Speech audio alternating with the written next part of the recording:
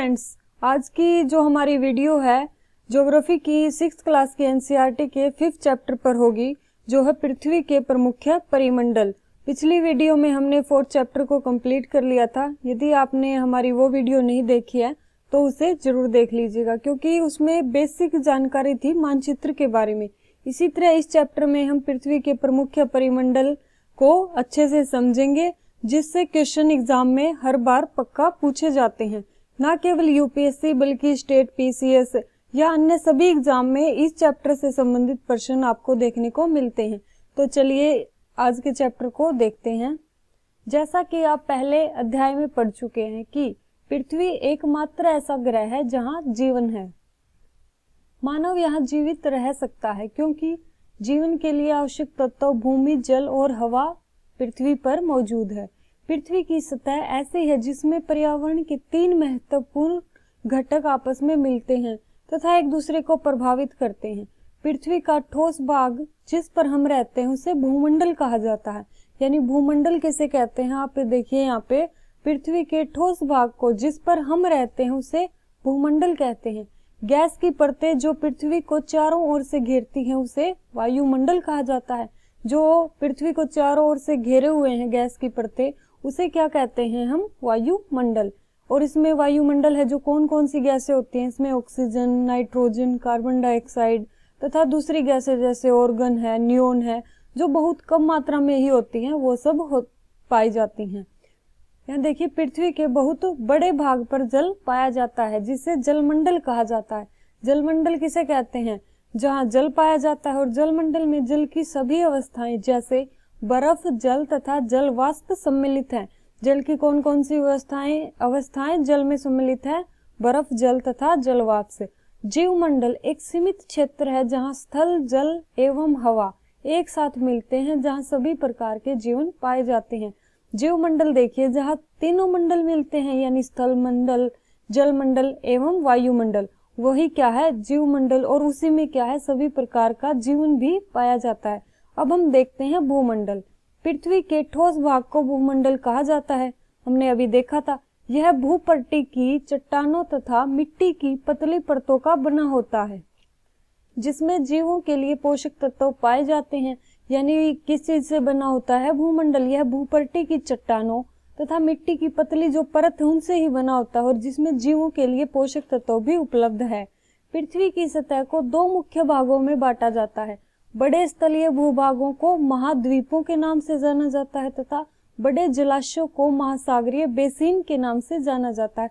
ये एक अच्छा क्वेश्चन है, इसे याद रखिएगा। पृथ्वी की सतह को 2 भागों में बांटा जाता है। कौन कौन से 2 भाग हैं, जो स्थलीय भूभाग है उसे महाद्वीपों में, और जो बड़े जलाशय हैं उन्हें महासागरीय बेसिन के नाम से जाना जाता है। विश्व के सभी महासागर जो हैं आपस में एक दूसरे से जुड़े हुए हैं। इसे हम विश्व के जो मानचित्र हैं, यानी आगे अभी दिखाएंगे आपको। क्या सभी स्थलीय भूभाग एक दूसरे से आपस में जुड़े हुए हैं? आप बताइए हमें, क्या सभी स्थलीय भाग जुड़े हुए हैं? तो ऐसा नहीं है, क्योंकि बीच में महासागर भी तो पड़ते हैं। समुद्री जल का तल सभी जगह समान होता है। ये देखिए एक अच्छा पॉइंट है, इसे आप याद रखिएगा। जो समुद्री जल है उसका तल सभी जगह समान होता है। सतह की ऊंचाई को समुद्र तल से मापा जाता है जिसे शून्य माना जाता है। यानी यहाँ आपको क्या समझना है, यदि हमें सतह की ऊंचाई मापनी है तो उसकी हमें किसके सापेक्ष में मापते हैं, समुद्र तल के सापेक्ष में मापते हैं, क्योंकि समुद्र के जल का जो तल है वह सभी जगह समान ही होता है, और उसे क्या मानते हैं हम, शून्य मानकर जो सतह की ऊंचाई है उसको मापते हैं। अब आगे देखते हैं। ये देखिए आप यहाँ मानचित्र देख सकते हैं पूरे विश्व का।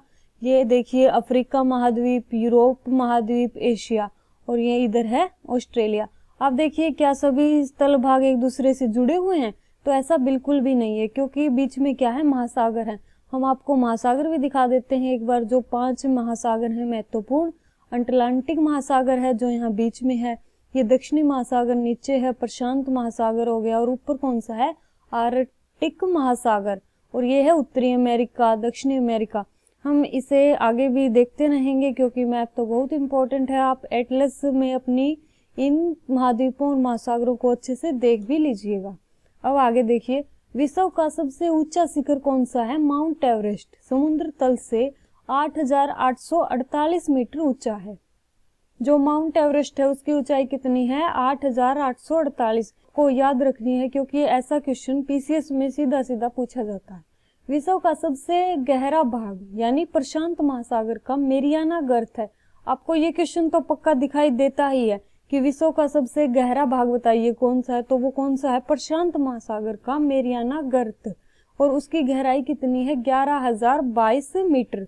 क्या आपने कभी कल्पना की है कि समुद्र की गहराई पृथ्वी के सबसे ऊंचे भाग से कितनी अधिक हो सकती है? इसे छोड़िए, अब देखिए क्या आप जानते हैं। रोचक जानकारी है। न्यूजीलैंड के एडमंड हिलरी तथा भारत के तेंजिंग नोर्गे शेरपा 29 मई 1953 को पृथ्वी के सबसे ऊंचे शिखर, कौन सा है वो शिखर? माउंट एवरेस्ट पर चढ़ने वाले पहले व्यक्ति थे। तो आपको ये बताना है, यानी आपको ये याद रखना है, माउंट एवरेस्ट पर चढ़ने वाले सबसे पहले व्यक्ति कौन थे? कौन थे? न्यूजीलैंड के एडमंड हिलरी और भारत के तेंजिंग नोर्गे शेरपा। इसे याद रखिएगा और ये डेट भी याद रखिएगा, कब चढ़े थे ये सबसे पहले? 29 मई 1953 को। आगे देखते हैं। जापान की जुंको तोबेई विश्व की पहली महिला थी। अगर आपसे व्यक्ति पूछा जाता है तो वो ये होंगे, यानी पुरुष, और महिला के बारे में पूछा जाता है तो कौन है? जुंको तोबेई विश्व की पहली महिला। और वो कब चढ़ी थी? 16 मई 1975 को एवरेस्ट पर कदम रखा था। आगे देखिए। बिछेंद्री पाल भारत की पहली महिला थी। यहाँ है भारत की पहली महिला पूछा जाए तो कौन होगा? बिछेंद्री पाल, जिसने 23 मई 1984 को एवरेस्ट पर पहला कदम रखा था। अब देखते हैं हम महाद्वीप। पृथ्वी पर 7 प्रमुख महाद्वीप हैं। ये विस्तृत जल राशि के द्वारा एक दूसरे से अलग है। हमने अभी पीछे देखा भी था मैप में कि जो महाद्वीप है वो एक दूसरे से जुड़े हुए नहीं है, बल्कि विस्तृत जल राशि के द्वारा एक दूसरे से अलग है। ये महाद्वीप हैं एशिया, यूरोप, अफ्रीका, उत्तर अमेरिका, दक्षिणी अमेरिका, ऑस्ट्रेलिया तथा अंटार्कटिका। एक बार और पढ़ते हैं ताकि आपको ये अच्छे से याद हो जाए। ये बिल्कुल बेसिक जानकारी है, ये आपको पता होनी चाहिए। इसलिए देखिए, एशिया, यूरोप, अफ्रीका 3 याद हो गए। 2 हैं उत्तर अमेरिका और दक्षिणी अमेरिका। इसके बाद 2 रहते हैं ऑस्ट्रेलिया, और ये याद करना है ये क्या है? अंटार्कटिका, न कि आर्कटिका। क्या है? अंटार्कटिका। आगे देखते हैं। एशिया विश्व का सबसे बड़ा महाद्वीप है। सबसे बड़ा महाद्वीप कौन सा है? एशिया। यह पृथ्वी के कुल क्षेत्रफल के 1/3 भाग में फैला है। यह महाद्वीप पूर्वी गोलार्ध में स्थित है। कहाँ है ये? पूर्वी गोलार्ध में, न कि पश्चिमी गोलार्ध में। इसे याद रखिएगा। कर्क रेखा इस महाद्वीप से होकर गुजरती है। कौन सी रेखा गुजरती है इस महाद्वीप से? कर्क रेखा। एशिया के पश्चिम में है यूराल पर्वत, जो इसे यूरोप से अलग करता है। यानी एशिया को यूरोप से अलग करता है वो पर्वत कौन सा है? यूराल पर्वत। यूरोप एवं एशिया के संयुक्त भाग को यूरेशिया कहते हैं, यानी यूरोप प्लस एशिया। बिल्कुल इजी है, ये तो आपको पता होगा। आगे देखिए। यूरोप। यूरोप एशिया से बहुत छोटा है, एशिया से बहुत छोटा है। यह महाद्वीप एशिया के पश्चिम में स्थित है। आर्कटिक वृत्त इससे होकर गुजरता है। कौन सा वृत्त यूरोप से होकर गुजरता है? आर्कटिक वृत्त। यह 3 तरफ जल से घिरा हुआ है। विश्व के मानचित्र में आप इसे देख सकते हैं। आगे है अफ्रीका। एशिया के बाद विश्व का दूसरा सबसे बड़ा महाद्वीप है। पहला तो सबको पता ही है, कौन सा है? एशिया, और वो याद भी होता है। लेकिन अगर आपसे पूछा जाए कि दूसरा सबसे बड़ा महाद्वीप बताइए तो वो कौन सा है? अफ्रीका महाद्वीप। विषुवत वृत्त या 0 डिग्री अक्षांश इस महाद्वीप के लगभग मध्य भाग से होकर गुजरती है। अफ्रीका का बहुत बड़ा भाग उत्तरी गोलार्ध में स्थित है। ठीक है, ये याद रखिएगा। ज्यादा भाग कहाँ है इसका? उत्तरी गोलार्ध में। और इससे कौन सा वृत्त यानी विषुवत वृत्त या फिर 0 डिग्री अक्षांश इस महाद्वीप के लगभग मध्य से होकर गुजरती है। और देखिए, यही एक ऐसा महाद्वीप है जिससे कर्क, विषुवत तथा मकर तीनों रेखाएं गुजरती है। आपसे ये क्वेश्चन भी पूछा जा सकता है कि ऐसा महाद्वीप बताइए जहां से कर्क रेखा, विषुवत और मकर तीनों रेखाएं गुजरती हो। तो सहारा का रेगिस्तान विश्व का सबसे बड़ा गर्म रेगिस्तान है, जो कि अफ्रीका में स्थित है। यानी जो सबसे बड़ा गर्म रेगिस्तान है वो कहाँ स्थित है? अफ्रीका में। और कौन सा रेगिस्तान है वो? सहारा का रेगिस्तान, जो कि अफ्रीका में है। ये आपने देख लिया। यह महाद्वीप चारों तरफ से समुद्रों एवं महासागरों से घिरा है। यहाँ हम अफ्रीका महाद्वीप देख रहे हैं, चारों तरफ से समुद्रों और महासागरों से घिरा हुआ है। आप देखेंगे कि विश्व की सबसे लंबी यानी नील नदी अफ्रीका से होकर गुजरती है। एक और इम्पोर्टेंट क्वेश्चन यहाँ तैयार हो गया आपका कि विश्व की सबसे लंबी नदी कौन सी है? नील नदी, और वो कहाँ है? अफ्रीका में ही है।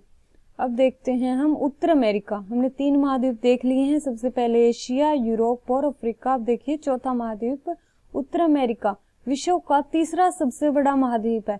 याद रखिएगा, तीसरा सबसे बड़ा महाद्वीप कौन सा है? उत्तर अमेरिका। यह दक्षिणी अमेरिका से एक संकरे स्थल से जुड़ा है जिसे पनामा जल संधि कहते हैं। यानी जो उत्तर अमेरिका है वो दक्षिण अमेरिका से कैसे जुड़ा हुआ है? एक जल नहीं, सतल संधि से। ये ध्यान रखिएगा आप, यहाँ क्या है? सतल संधि है। ये देखिए आपको मैप में दिखा भी देते हैं। ये है हमारा उत्तर अमेरिका महाद्वीप और ये है दक्षिण अमेरिका। ये जुड़ा हुआ है एक सतल संधि से। यहाँ देखिए स्थल संधि, सतल का एक संकरा भाग होता है जो जो 2 बड़े स्थलीय भागों को एक दूसरे से जोड़ता है।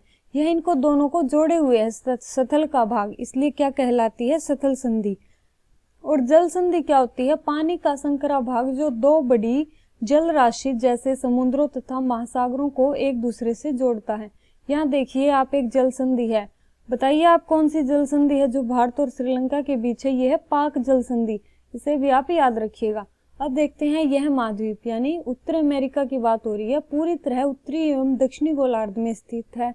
यह महाद्वीप 3 महासागरों से घिरा है। क्या आप इन महासागरों के नाम हम अभी आगे आपको मैप में दिखाएंगे कौन कौन से महासागर हैं इसके पास। अब देखते हैं दक्षिण अमेरिका का अधिकांश भाग दक्षिणी गोलार्ध में है। इसके पूर्व तथा पश्चिम में भी जो महासागर हैं आपको आगे दिखाते हैं।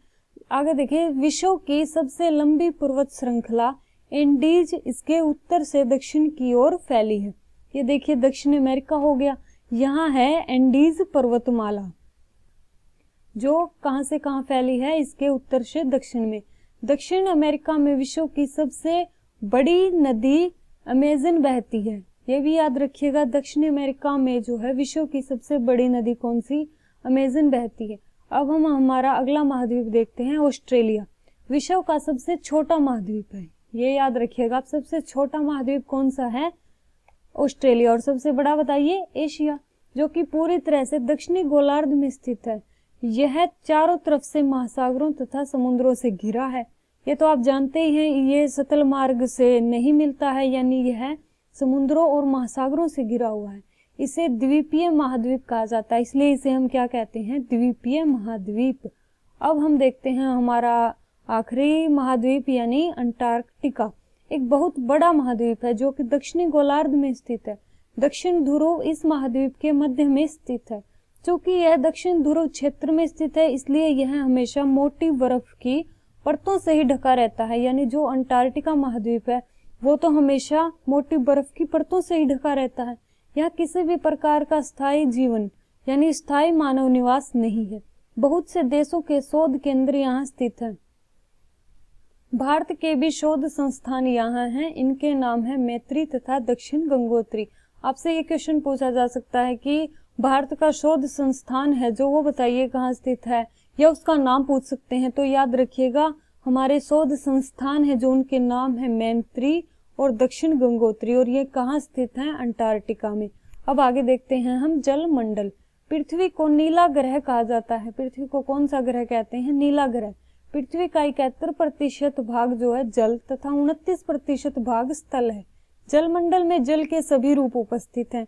इसमें महासागर, नदियां, झीलें, हिम नदियां, भूमिगत जल तथा वायुमंडल की जलवाष्प सभी सम्मिलित हैं। ये देखिए आप, पृथ्वी का कितना प्रतिशत भाग जल है? 71% भाग, और 29% भाग है स्थल। और इसे क्या कहते हैं हम? यानी पृथ्वी को नीला ग्रह कहते हैं। ऐसा क्यों है? क्योंकि इसका बहुत ज्यादा भाग जो है जल से भरा हुआ है। इसलिए यदि हम अंतरिक्ष से या ऊपर से देखते हैं तो यह बिल्कुल नीली दिखाई देती है, इसीलिए इसे नीला ग्रह कहते हैं। आगे देखते हैं, पृथ्वी पर पाए जाने वाले जल का 97% से अधिक भाग महासागरों में पाया जाता है। कितना प्रतिशत भाग महासागरों में है? जो जल है यहाँ उसका 97%, और वह इतना अधिक खारा है कि पीने योग्य है ही नहीं। जो 97% भाग है वो क्या है? बहुत ज्यादा खारा है। जो महासागरों में है। ये देखिए यहाँ दिखाया हुआ है आपको 97% महासागर में, और पीने योग्य जल की मात्रा देखिए आप यहाँ पे केवल 0.03% ही है। और हिम चादरों एवं भूगर्भ में संचित जल कितना है? 2.77। इन आंकड़ों को आप याद रखिएगा, ये बहुत इंपॉर्टेंट है। अब हम देखते हैं यहाँ जो है सातों महाद्वीप का एक डायग्राम के रूप में दिखाया गया है। ये उत्तरी अमेरिका है, दक्षिण अमेरिका है, यूरोप देखिए आप, ये यहाँ है यूराल पर्वत जो यूरोप और एशिया को अलग करता है। ये अफ्रीका महाद्वीप, यहाँ क्या है? सहारा मरुस्थल जो विश्व का सबसे ज्यादा गर्म स्थान है। ऑस्ट्रेलिया हो गया, ये देखिए ये किससे घिरा हुआ है? चारों ओर से समुद्रों से, महासागर से। ये है दक्षिण अमेरिका, यहाँ क्या है? एंडीज पर्वतमाला। नीचे हो गया आपका अंटार्कटिका जो किससे ढका रहता है? ये तो बर्फ से ही ढका रहता है। मानव के उपयोग में नहीं आता, यानी कितने प्रतिशत जल है जो महासागरों में जो जल है वो इतना दिखा रहा है कि वो मानव के उपयोग में भी नहीं आ सकता है। शेष जल का बहुत बड़ा भाग बर्फ की परतों एवं हिम नदियों तथा भूमिगत जल के रूप में पाया जाता है। जल का बहुत कम भाग अलवण जल के रूप में पाया जाता है, क्योंकि जो अलवण जल है वही तो मानव के उपयोग के लिए सही है और वो बहुत कम है। यही कारण है कि नीले ग्रह में रहने के बावजूद हम पानी की कमी महसूस करते हैं, क्योंकि पीने योग्य पानी बहुत कम है, यानी जो अलवण जल है वो बहुत कम है। बाकी जो 97% जल है वो तो लवण युक्त है, यानी बहुत ज्यादा खारा है। आगे देखिए महासागर। महासागर जल मंडल के मुख्य भाग हैं, ये आपस में एक दूसरे से जुड़े हुए हैं। महासागरीय जल हमेशा गतिशील रहता है। तरंगे, ज्वार भाटा तथा महासागरीय धाराएं महासागरीय जल की 3 मुख्य गतियां हैं। यहाँ देखिए महासागरीय जल की 3 गतियां बताइए आप कौन कौन सी हैं? तरंगे, ज्वार भाटा तथा महासागरीय धाराएं। बड़े से छोटे के आधार पर क्रमशः 5 महासागर प्रमुख हैं। कौन कौन से हैं? याद रखिए महासागर: प्रशांत महासागर, अटलांटिक महासागर, हिंद महासागर, दक्षिणी महासागर, और 5वां कौन सा है? आर्कटिक महासागर। इन्हें याद करिएगा, इसलिए दोबारा देखिए इन्हें ताकि आपको अच्छे से याद हो जाए। प्रशांत महासागर, दूसरा है अटलांटिक महासागर, न कि आर्कटिक। कौन सा? अटलांटिक। आर्कटिक क्या है? महाद्वीप, और अटलांटिक क्या है? महासागर। हिंद महासागर, ये तो आपको याद ही होगा, और है दूसरा, इससे बाद में दक्षिणी महासागर, और अंतिम है आर्कटिक, यानी 5वां महासागर है। आगे देखते हैं। सबसे पहले देखिए कौन सा महासागर? प्रशांत महासागर सबसे बड़ा महासागर है। यह पृथ्वी के 1/3 भाग पर फैला हुआ है। जो सबसे बड़ा महासागर है हमारा कौन सा है? प्रशांत महासागर। यह कितने भाग पर फैला है? 1/3 भाग पर। और पृथ्वी का सबसे गहरा भाग यानी मेरियाना गर्त कहाँ है? प्रशांत महासागर में ही है, और उसकी गहराई बताइए आप कितनी है? 11,022 मीटर। प्रशांत महासागर लगभग वृत्ताकार है, और एशिया, ऑस्ट्रेलिया, उत्तर और दक्षिणी अमेरिका इसके चारों कोनों पर स्थित है। कौन कौन से महाद्वीप हैं इसके कोनों पर? एशिया, ऑस्ट्रेलिया, उत्तर और दक्षिण अमेरिका। अगला महासागर देखिए अटलांटिक महासागर विश्व का दूसरा सबसे बड़ा महासागर है। यह अंग्रेजी भाषा के एस अक्षर का आकार का है, यानी यदि आप अटलांटिक महासागर को देखोगे तो यह ऐसे आकार में दिखाई देगा।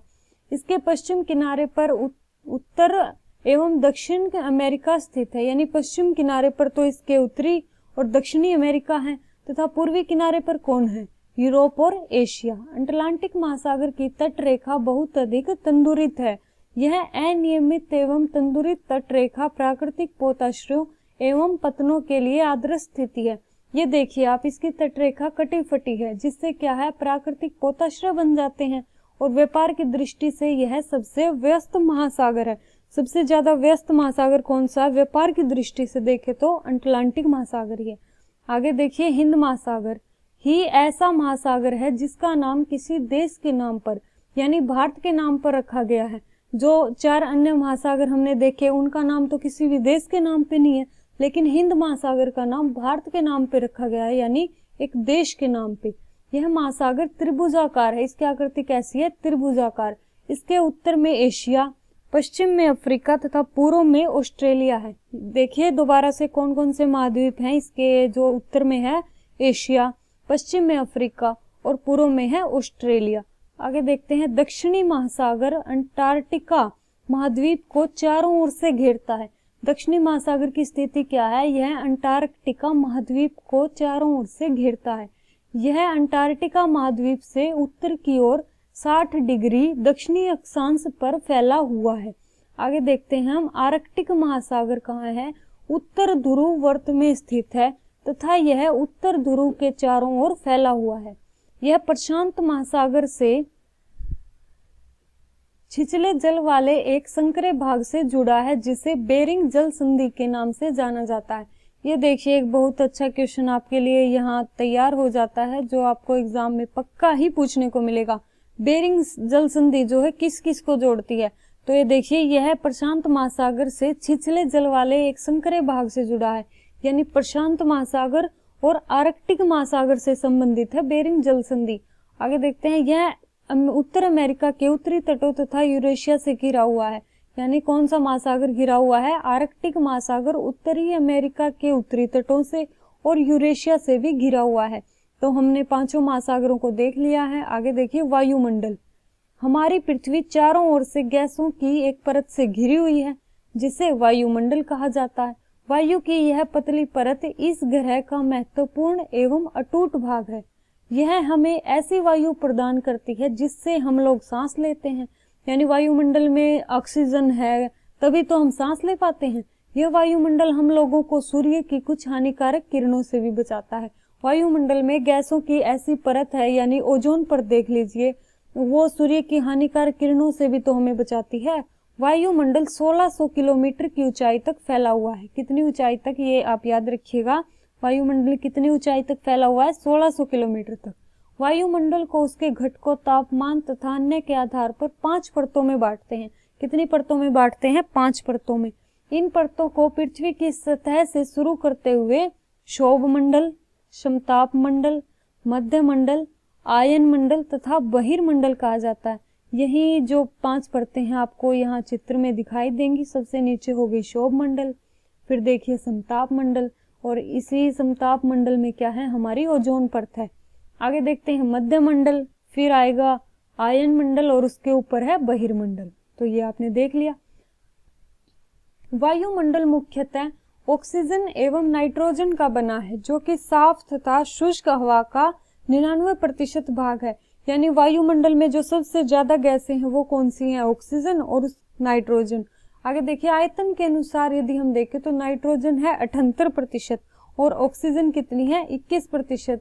तथा दूसरी अन्य जो गैसें रह गई, कार्बन डाइऑक्साइड है, ऑर्गन है, नियोन है, वो कितनी है? वो 1% में ही आ जाती है। यानी 0 से भी कम प्रतिशत हैं अन्य सभी गैसें। ऑक्सीजन सांस लेने के लिए आवश्यक है जबकि नाइट्रोजन प्राणियों की वृद्धि के लिए आवश्यक है। इसका क्या अर्थ हुआ कि ऑक्सीजन तो सांस लेने के लिए आवश्यक है ही, लेकिन नाइट्रोजन भी बहुत ज्यादा आवश्यक है। किस लिए? प्राणियों की वृद्धि के लिए। कार्बन डाइऑक्साइड यद्यपि बहुत कम मात्रा में है लेकिन यह पृथ्वी के द्वारा छोड़ी गई ऊष्मा को अवशोषित करती है जिससे पृथ्वी गर्म रहती है। यह पौधों की वृद्धि के लिए भी आवश्यक है। कार्बन डाइऑक्साइड किस लिए आवश्यक है? यह पृथ्वी को गर्म रखती है, वरना यहाँ बहुत ज्यादा ठंड हो जाएगी और हम जी भी नहीं पाएंगे। और यह पौधों की वृद्धि के लिए भी आवश्यक है। ऊंचाई के साथ वायुमंडल के घनत्व में भिन्नता आती है। यानी जैसे जैसे हम ऊपर बढ़ते जाएंगे वायुमंडल में तो वायुमंडल के घनत्व में भिन्नता आती जाएगी। यह घनत्व समुद्री तल पर सबसे अधिक होता है। ये क्वेश्चन आपका एक और अच्छा यहाँ आता है, इसे याद रखिएगा कि जो है घनत्व समुद्री तल पर सबसे अधिक होता है तथा जैसे जैसे हम ऊपर की ओर जाते हैं तो यह तेजी के साथ घटता जाता है। ये क्वेश्चन आपको यूपीएससी के जो प्रीलिम्स है उसमें देखने को मिल सकता है। आपको एक स्टेटमेंट दे दी जाएगी और पूछा जाएगा बताइए यह सही है नहीं, तो इसे याद रखिए। हम ऊपर की ओर जाते जाएंगे तो यह घनत्व तेजी के साथ घटता जाता है। आप जानते हैं कि पहाड़ों पर पर्वतारोहियों को हवा के घनत्व में कमी होने के कारण सांस लेने में कठिनाई होती है। तो ऐसा क्यों होता है? क्योंकि वहां ऑक्सीजन की बहुत कम मात्रा होती है या होती ही नहीं है। ऊंचाई पर सांस लेने के लिए उन्हें अपने साथ ऑक्सीजन सिलेंडर लेके जाना पड़ता है, तभी तो हम ऑक्सीजन सिलेंडर लेके जाते हैं क्योंकि वहां ऑक्सीजन नहीं है। जैसे जैसे हम ऊपर की ओर जाते हैं तापमान भी क्या है, घटता जाता है। वायुमंडल पृथ्वी पर दबाव डालता है। जो वायुमंडल है वो क्या करता है, पृथ्वी पर दबाव डालता है। यह एक स्थान से दूसरे स्थान पर अलग अलग होता है। कुछ क्षेत्रों में हमें अधिक दाब महसूस होता है जबकि कुछ क्षेत्रों में कम। वायु उच्च दाब से निम्न दाब की ओर बहती है। गतिशील वायु को ही पवन कहा जाता है। देखिए ये अच्छा क्वेश्चन है कि वायु है जो उच्च दाब से निम्न दाब की ओर बहती है। आपको दे दिया जाएगा कि वायु निम्न दाब से उच्च दाब की ओर बहती है तो आप कंफ्यूज ना हो जाएं, इसलिए ध्यान से देखिए। वायु उच्च दाब से निम्न दाब की ओर बहती है और गतिशील वायु को ही पवन कहा जाता है। तो हम अब देखते हैं जीवमंडल। जीवमंडल सतल जल तथा हवा के बीच का एक सीमित भाग है। यह वह भाग है जहां जीवन मौजूद है। यहाँ जीवों की बहुत सी प्रजातियां हैं जो कि सूक्ष्म जीवों तथा बैक्टीरिया से लेकर बड़े स्तनधारियों के आकार में पाई जाती हैं। मनुष्य सहित सभी प्राणी जीवित रहने के लिए एक दूसरे से तथा जीवमंडल से जुड़े हुए हैं।